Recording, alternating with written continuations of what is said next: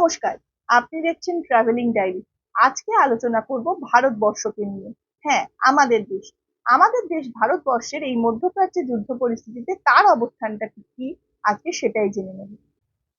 মধ্যপ্রাচ্যে যুদ্ধ চলছে, আর এই যুদ্ধে আসল খেলা কোথায় হচ্ছে জানেন? হ্যাঁ, যেখানে বোম পড়ছে না সেখানে কিন্তু তৈরি হচ্ছে ভবিষ্যতের সিদ্ধান্ত। আর ভারত কি এই যুদ্ধে শুধুই দর্শক? আমার মনে হয় না। এই যুদ্ধে ভারত শক্তি বাড়াচ্ছে নিজেরও। আর এই যুদ্ধ ভারতের জন্য কতটুকু বিপদ আর কতটুকুই বা সুযোগ জানবো আজকের ভিডিওতে। বর্তমানে চলছে ইরান ইসরায়েলের যুদ্ধ। আর এই যুদ্ধ কোনো সাধারণ যুদ্ধ নয়, এই যুদ্ধ একেবারেই গ্লোবাল পাওয়ার গেম। কারণ এই যুদ্ধের সঙ্গে জড়িয়ে আছে অপরিশোধিত তেলের ভান্ডার। আর এই যুদ্ধের সঙ্গে যুক্ত আছে আমেরিকা, রাশিয়া, চীনের মতন বড় শক্তিগুলি। অর্থাৎ এই যুদ্ধ মানেই বিশ্ব অর্থনীতিতে কম্পন। আর এই যুদ্ধের মাঝে ভারত কোথায় দাঁড়িয়ে আছে? ভারত সরকার খুব কৌশলী সিদ্ধান্ত নিচ্ছে এই সময়। ভারত সরকার ইসরায়েলের সঙ্গে স্ট্রং ডিফেন্স রিলেশন যেমন মেনটেন করছে, তেমন ইরানের সঙ্গেও এনার্জি পার্টনারশিপ মেনটেন করছে।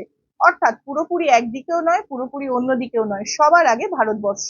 এই যুদ্ধে ভারতের সব থেকে বড় কনসার্ন হলো তেল। কারণ ভারতবর্ষ প্রায় 80% অপরিশোধিত তেল এই অঞ্চল থেকে কেনে। কিন্তু ভারত সরকার অলরেডি রাশিয়া থেকে কম দামে তেল কিনতে শুরু করেছে। অর্থাৎ এই যুদ্ধের মাঝেও ভারত কিন্তু তার কস্ট কন্ট্রোল বজায় রাখছে। এই যুদ্ধ শুধু অস্ত্রের যুদ্ধ নয়, এই যুদ্ধের বড় অংশ জুড়ে আছে ডিপ্লোমেসি। যেখানে আমেরিকা চাইছে ইসরায়েলকে সাপোর্ট করতে, অপরদিকে আবার রাশিয়া আর চীন তাদের ইনফ্লুয়েন্স বাড়ানোর চেষ্টা করছে। এই সময় ভারত নিজের নিউট্রাল পজিশন বজায় রাখছে, আর পিস কিপার প্লাস পাওয়ার প্লেয়ার এই দুয়ের ভূমিকাই একসাথে পালন করছে।